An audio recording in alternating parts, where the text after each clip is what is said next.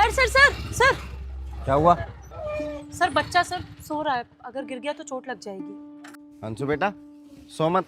ये ले पानी में डाल मुंह पे, नींद भाग जाएगी। सर पानी मारने से कुछ नहीं होगा, छोटा बच्चा है, दोबारा नींद आ गई तो। आप एक काम करिए, या तो इसे आगे एडजस्ट कर लीजिए या फिर किसी रिक्शे पे बैठा दीजिए। तुम कहाँ तक जा रही हो? मैं तो सेक्टर 52 तक जाऊंगी, ये सवारी वहीं की है। लेकिन हमें सेक्टर 70 जाना है।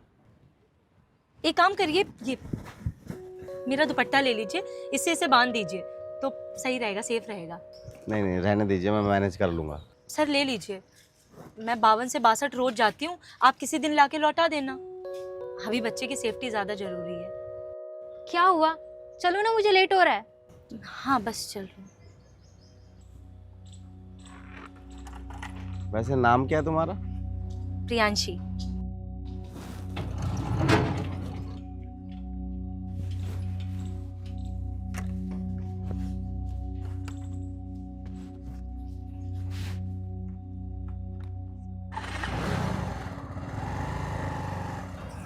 पापा हम इतनी देर से यहाँ पर क्यों खड़े हैं? बाबू, हम किसी का इंतजार कर रहे हैं। लो, आई गई वो। सर आप यहाँ कहीं जाना है क्या? छोड़ दूँ? नहीं नहीं, हम आपका इंतजार कर रहे थे। वो आपने बताया था ना कि आप इसी रास्ते पर रिक्शा चलाती हो, इसलिए यहाँ खड़े थे। ये लो आपका दुपट्टा।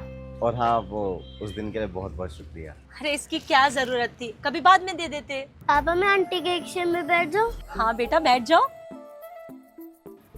बड़ा प्यारा बच्चा है आपका, इसे देख करके लगता है कि ये अपनी माँ से ज्यादा आपके करीब है। अब मम्मी के करीब होगा भी कैसे? 4 साल हो गए। सेकंड डिलीवरी के टाइम केस थोड़ा बिगड़ गया था, तो उस केस में वो और मेरी बेटी दोनों। सॉरी सर, मुझे पता नहीं था, अगर जाने अनजाने में मेरी बात से आपको बुरा लगा हो। नहीं नहीं नहीं, इसमें आपकी कोई गलती नहीं है, ये तो सब किस्मत का लिखा है।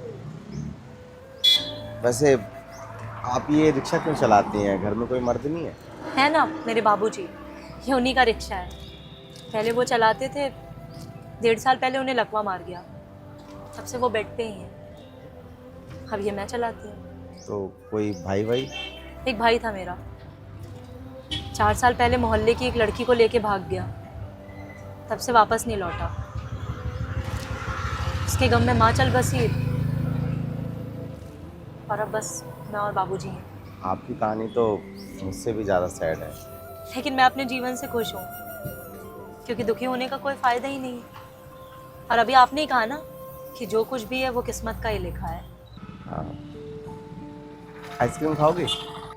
दीदी रिक्शा खाली है क्या? सेक्टर 62 जाना है, बहुत अर्जेंट है। पूरे रिक्शे का किराया दे दूंगा मैं। अब अंशु बेटा, आजा, आंटी को जाना है।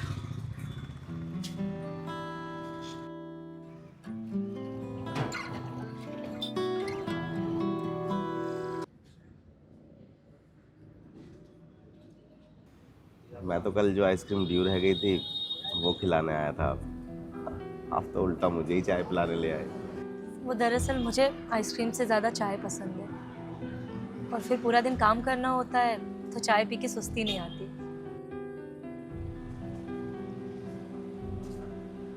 आज आप अंशु को साथ नहीं लाए? हाँ, वो स्कूल की तरफ से पिकनिक पर गया है। तो घर पे उसकी देखभाल कौन करता है? मैं?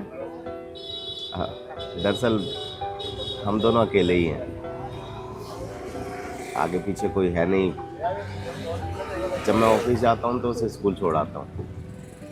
पड़ोस में एक आंटी हैं, वो उसे स्कूल से लेकर आ जाती हैं। बाकी दिन वो अकेले ही रहता है, या फिर उन्हीं आंटी के यहाँ खेलने चला जाता है। तो फिर आप दूसरी शादी क्यों नहीं कर लेते?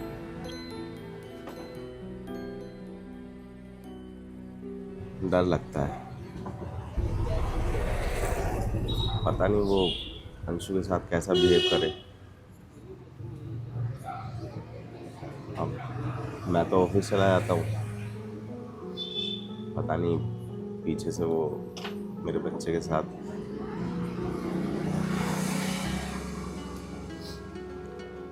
बस यही सोच के मैंने शादी का इरादा हमेशा हमेशा के लिए छोड़ दिया। वैसे आपने शादी क्यों नहीं की?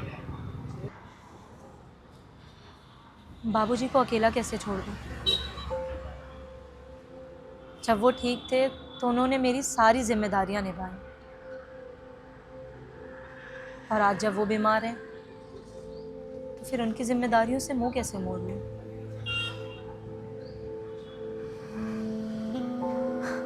हर जमाने में इतना अच्छा आदमी तो मिलेगा नहीं जो पत्नी के साथ साथ बीमार ससुर को भी अपना ले।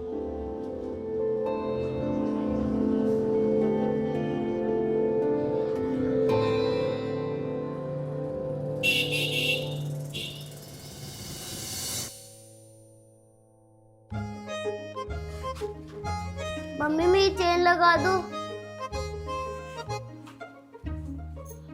क्या बेटा?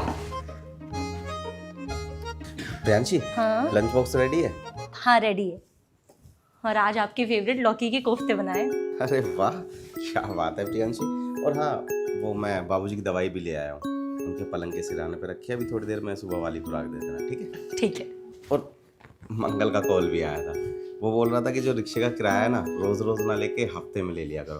तो मैंने बोला कि घर आके भाभी से खुद ही बात कर लेना। कोई दिक्कत नहीं है, हफ्ते में ले लेंगे। वैसे भी गरीब आदमी है बेचारा, और ईमानदार भी। चलो ठीक है, हम निकलते हैं। आओ अंशु।